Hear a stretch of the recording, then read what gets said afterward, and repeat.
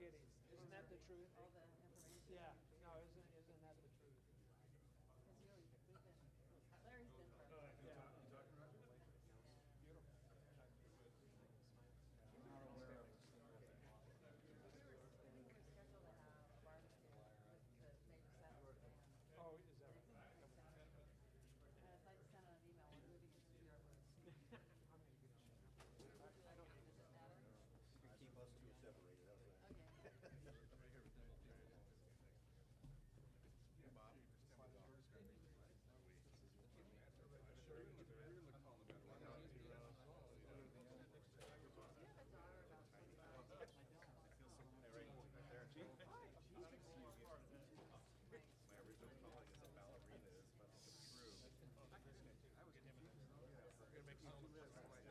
My son was listening to that too. He's like,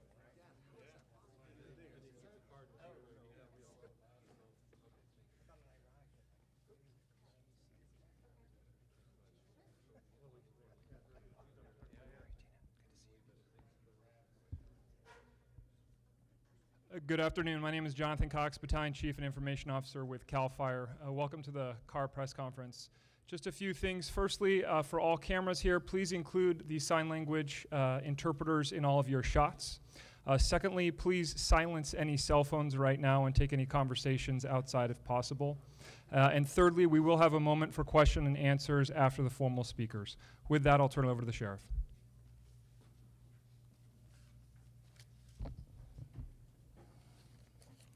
Good morning, Tom Basenko, Shasta County Sheriff, Director of Emergency Services for Region 3. I'd like to welcome Madam Secretary Nielsen to this incident and thank you very much for the visit. We've had a little bit of an update. We've decreased our law enforcement mutual aid services. We've nearly repopulated most of the areas affected by the fire. There's still some remaining. And then we had some fires pop up in the eastern county and also in the northern part of the county that added to some of the fire activity. The law enforcement mutual aid folks and my staff did a great job of keeping our neighborhoods safe and made a few arrests as a result of people coming into evacuation areas and also looting.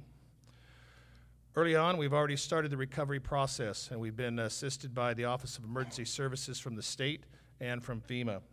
We've established a local assistance center, and that is now combined with a disaster recovery center, and that's located at the old Kmart building at 2685 Hilltop Drive. There's a number of services there, both from state, local, and federal. FEMA is there as well, and volunteer services and nonprofits to assist the victims of the fire in this recovery effort and removal of debris. This allows a streamlined recovery process and centralized location for services, and also many of the insurance companies are there with their mobile offices to assist their customers as well. As I said earlier, the reentry and repopulation of the majority of the areas in the county has been completed. We have worked and stressed working closely with our fire partners and the utility partners. Safety is first and foremost, not only for the folks working in those areas, but for the citizens returning to those areas. The volunteer groups are coordinating with the Salvation Army, and those include some are the Samaritan's Purse, a faith-based organization operating out of Reading Christian Fellowship, Churches for Christ on Alta Mesa, and Anderson Church of Christ, and then Team Rubicon, which is formed by veterans and assists also in the debris cleanup and some of the recovery for them. But I'm very proud of the men and women of law enforcement that have assisted us during this difficult and disastrous time. And also like to thank the California National Guard for their assistance as well in resource, support, and other assistance they offered as well. Their quick action of evacuations early on led to saving lives. This time I'd like to turn it over to CAL Fire Chief Ken Pimlott. Thank you, Sheriff.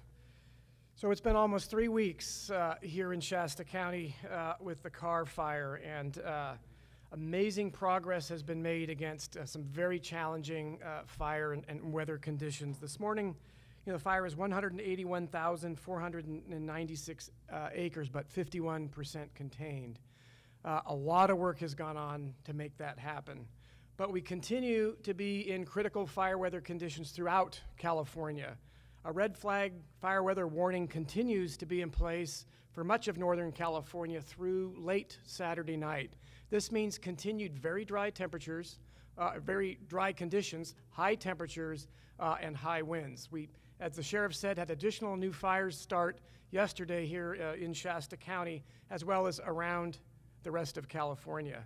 As we speak, there are 30,000 firefighters deployed to fires throughout the western United States. 13,500 of those are deployed right here in California. We've burned over 671,000 acres just since this fire siege began several weeks ago.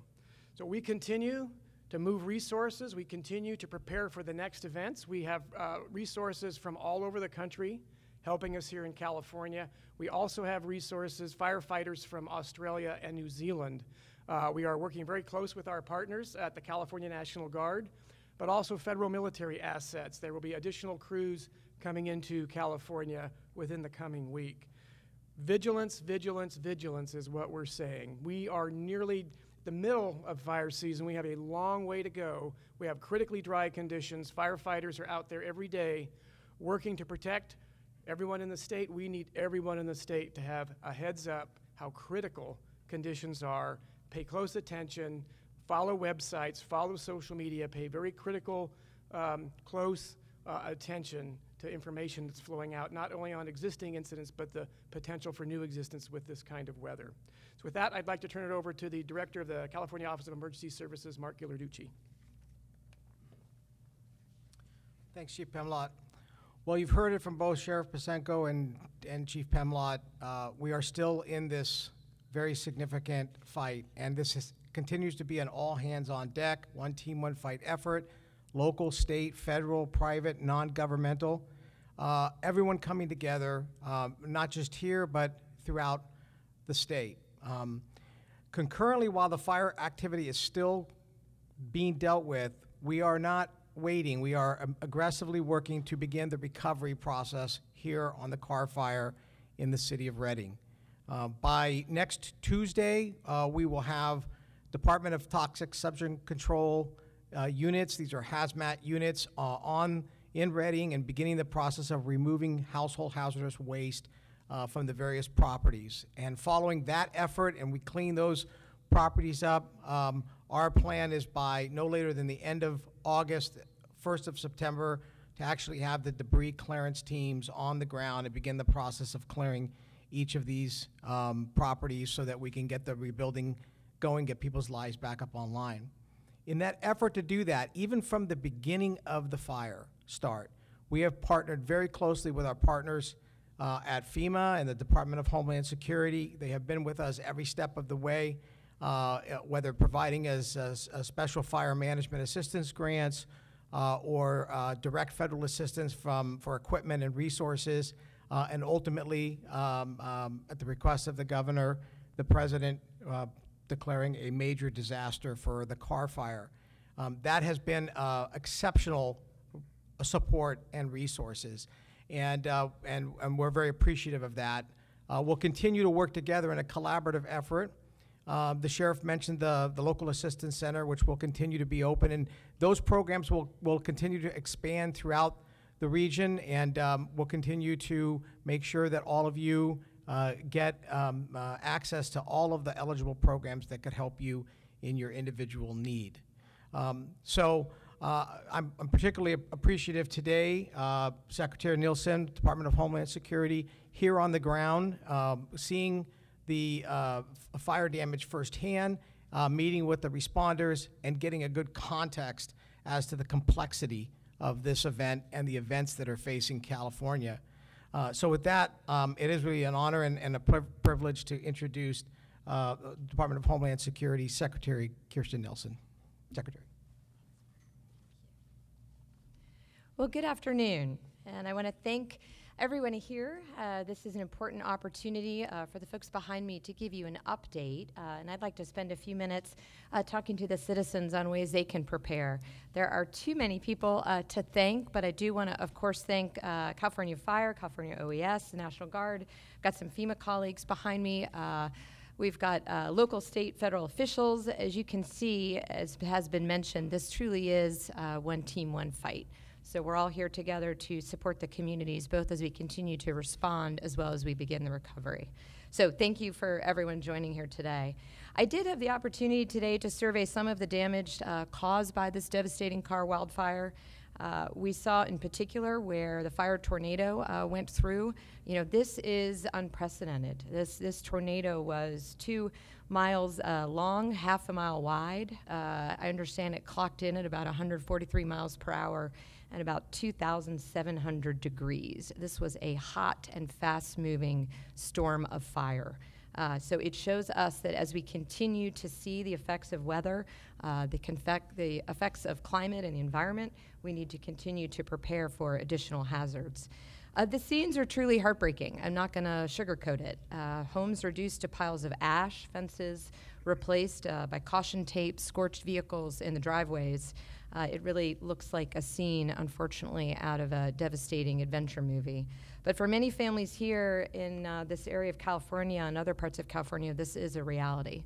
So I wanted to say my thoughts and prayers will continue to be with the victims, with their families, victims' families, and with the survivors.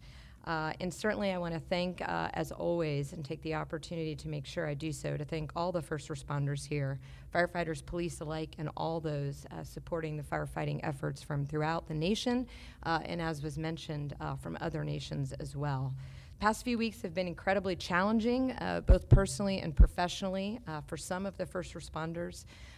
Just to give you one example, unfortunately, this was certainly true for Chief Moore, who I just had some time with to spend talking to him about what he personally experienced as his home and that of his family was devastated. But as he is continuing to survive this, he is continuing to go to work and continuing to support the community.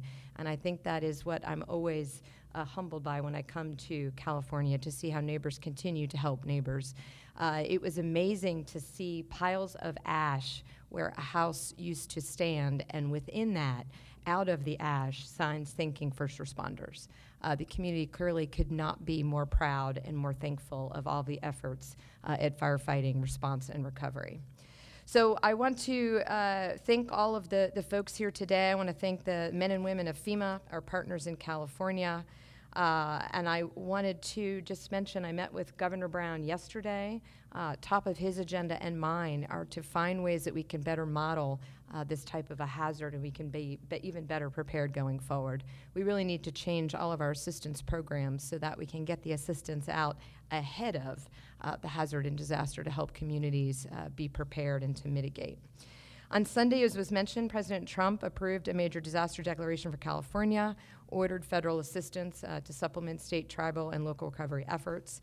I want to thank him for taking that action in support of all those affected by the Carr fire. We at DHS and FEMA will be here and continue to support our colleagues and the men and women of the local area. While the full force of the federal government continues to support, I do want to spend just a few minutes talking about what we can do as citizens to prepare. It's truly not just a job reserved for someone who sits in a desk in a government building in D.C., and it's not just the job of the brave men and women who respond every day when the hazards occur.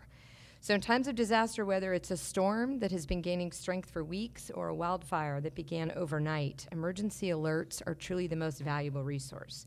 So first, I'd like to ask citizens, please do sign up for your community's warning system so that you're aware of the latest developments and notifications.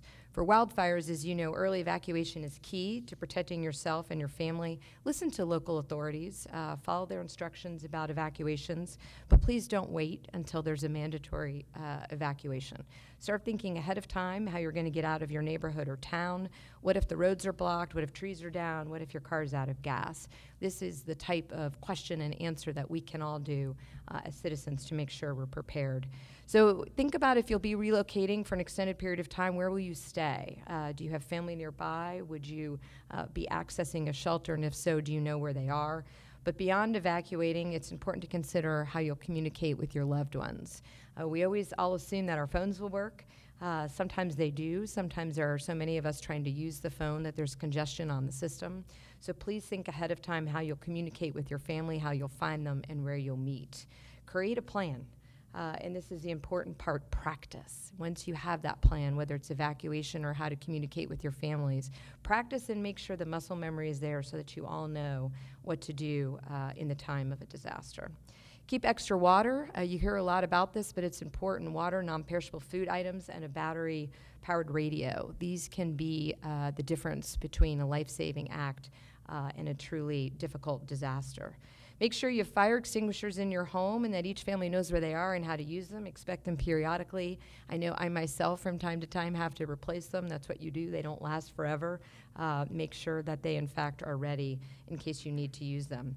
Also look at your insurance policy. I'm the first to say that insurance policies can be quite difficult to understand, but now is the time to look at it, to understand it, ask the questions, know what's covered, know what's not, and know where you will need additional assistance. You might consider photographing or videotaping your belongings in your house so that you have a very good catalog of what you have in case you need to know that during a disaster. And last but not least, spread the word. You know, talk to your neighbors, talk to your friends, talk to your coworkers about steps that they can take and you can take together to make sure that your communities and families are prepared. The task I know can seem intimidating. We at FEMA are here to help. I encourage everyone to visit ready.gov to learn more. And certainly with respect to California, there are so many resources that the state and local communities provide. One is www.readyforwildfire.org. You will find some wonderful resources there. You can also download the FEMA app. It has, among other things, a customizable checklist of emergency supplies, maps, other things you would need. So I want to close by thanking all of the dedicated federal, state, and local first responders who are working very hard to help communities continue to respond and to begin recovery. And make no mistake, the Department of Homeland Security and FEMA will continue to support our partners throughout the response and recovery efforts. I encourage families around the nation to begin to prepare now for whatever the threat of tomorrow might be. And I want to thank the heroes who continue to respond as I stand here. I also want to thank the press who's here. You do play an extraordinarily important job, important role when we have these types of disasters and getting the word out, making sure that the communities understand how the fire in this case is acting, where it's moving, what they need to do. So I thank you for your role as well. And with that, I think we'd like to take a few questions if there are any. Yes, sir.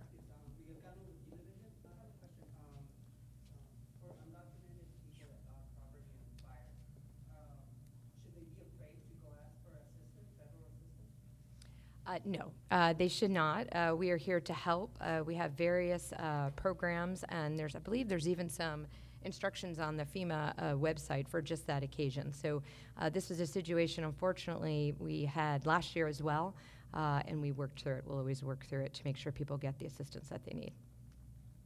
Yes, sir.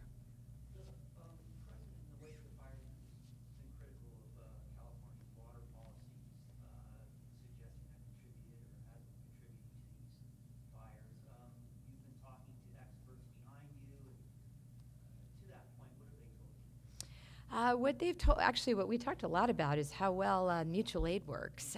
It's quite an amazing system that California really is a best in class. What we will do at the federal level in the Department of Homeland Security and FEMA is we will respond to the local needs. What we try to do is respond to them. So it's locally managed, and I think that's very important. So as they ask us for whatever it is they need, we, in conjunction with our partners, will be there. Secretaries Perdue and Zinke are also coming out early next week. As you know, at the federal level, we have quite a few departments that are involved in this. So I think what's important is to understand the local needs and be able to make sure we're supporting and responding.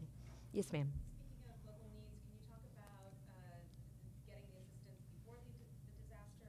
How can you facilitate that? My colleague dug up some numbers from FEMA, said that Shasta County got $56,000 since 1995 for these mitigation efforts. How do you? Yeah, so I might ask Bob Fenton or Dan Kanuski if they have some figures. But I think what this shows is, you know, we do fire management assistance grants, as you know. But the hazard mitigation program is interesting because the grant dollars are given after the hazard. And so what we're really working hard, and this was one of the things I talked to the governor about, is how do we change the way in which we provide assistance so that we can provide it on the front end, not during and after. During and after will always be important, but the more we can push the resources on the front end to help state and locals prepare, I think is the better way to save lives and property. But Bob or Dan, did you want to add anything to this particular area? Is that? Follow-up. Does the major declaration for the car fire, major disaster declaration, could that be expanded to Mendocino just because there were fewer structures and homes damaged, destroyed there? So we do it, as you know, we respond to the governor's request when he asks for disasters. Depending on the type of assistance, the disaster request is usually by county. In this case, Shasta County obviously was granted the declaration. But the fires right now are separate. But Bob, did you want to speak any more just to the process? Yeah, we just finished assessments down in Lake, and taking that information, the governor made a request for 4 fires, I believe, in his request. The president came back the same day, made the request on the most active fire that day with the most damage, which is the fire here in Shasta and Redding. We've just been able to get into the other fires and do those assessments.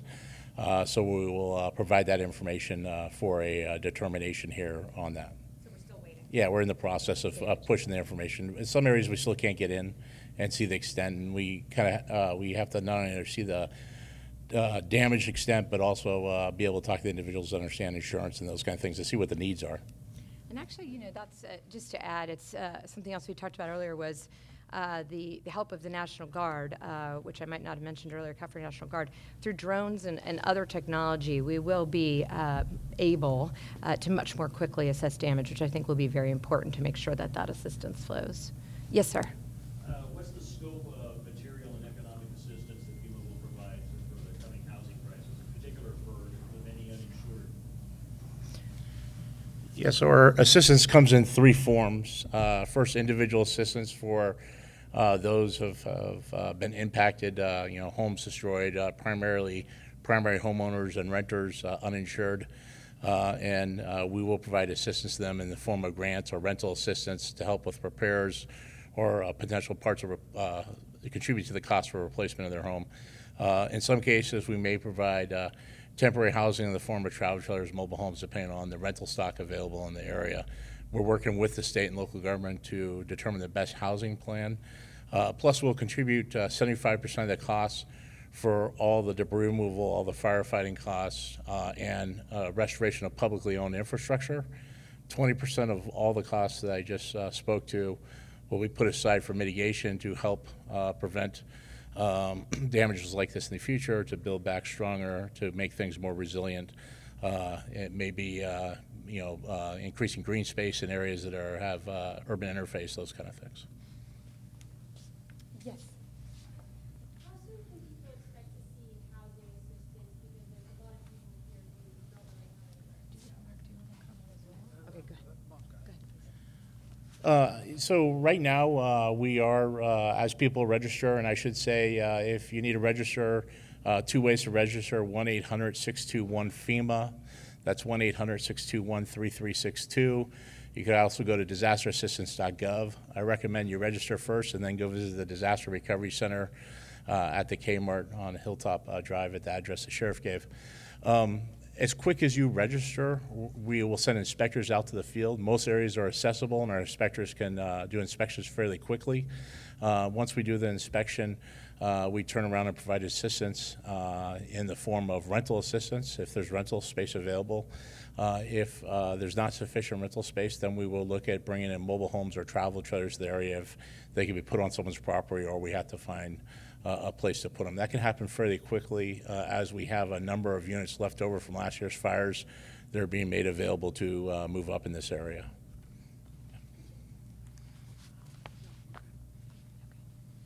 Okay, please, go ahead. Could you talk a little bit about lessons learned from the fires in Sonoma, Napa, and North Bay in terms of cleaning up all the toxic stuff that ends up in the ashes and the burns?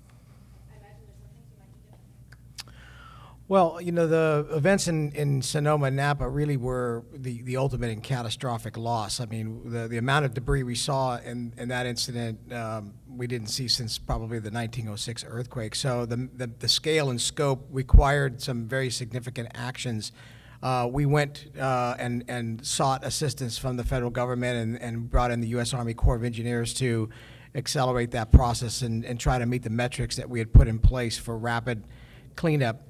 This case here is, while certainly a number of homes, still within the capabilities of the state, and the federal government will be supporting us in that effort, but we will be using state contractors and state assets in this particular case to go in and do the debris clearance and cleanup. And so that may be a little bit of a difference if people used to see the Army Corps of Engineers before doing it. Now they're seeing the state of California. Generally, the state has a lot of assets, and if we can do it under the state flag, then we will do that. And if we couldn't, then we would certainly turn to our federal partners. They are supporting us with funding and other technical assistance as necessary through the process. And I also may want to just do on a follow-up on the issue of housing. You know, we are this is why it's so important to go into the local assistance center and get an assessment.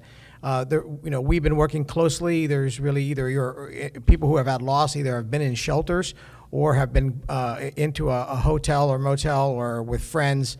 At this point, we're constantly assessing for immediate needs of being able to address people who have that interim sheltering need. And as Bob mentioned, we've got already staged in Sacramento and now looking for staging here a number of mobile home units and travel trailers that are really immediately available. That's a huge step forward because typically that material either has to be procured or it has to come from another state. And so we're hoping that we're going to leverage those assets in a very timely way.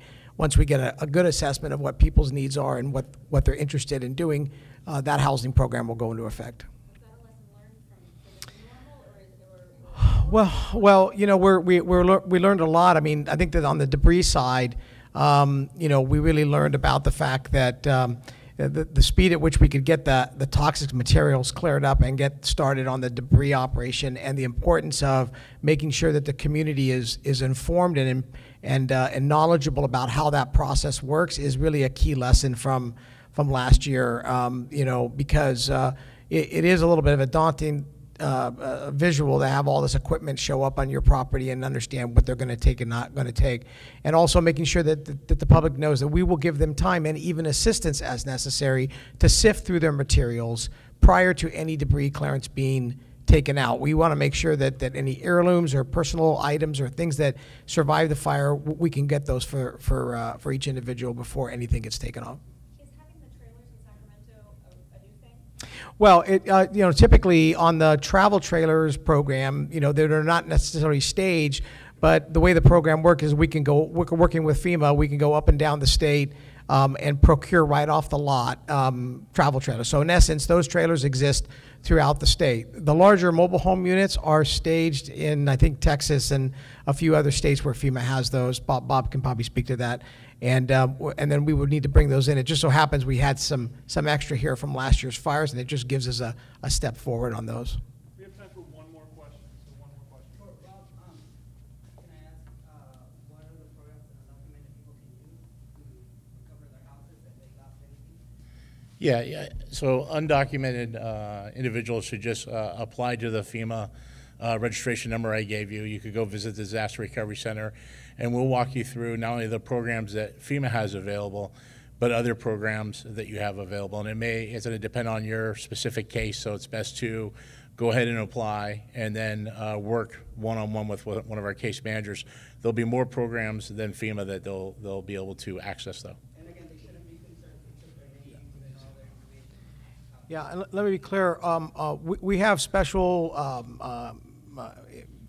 trained individuals in the local assistance center. We've been working with non-governmental organizations throughout the area to be able to provide interface, Spanish-speaking or other language speakers. We're putting materials in different languages to ensure we want people to feel comfortable enough to come in and you know, you can start with meeting with a state personnel and or local, begin to explain your situation, and the programs that apply will apply. If they don't apply, we're working with NGOs and other programs, faith-based organizations, to help those individuals. People I've asked, they're afraid of ICE.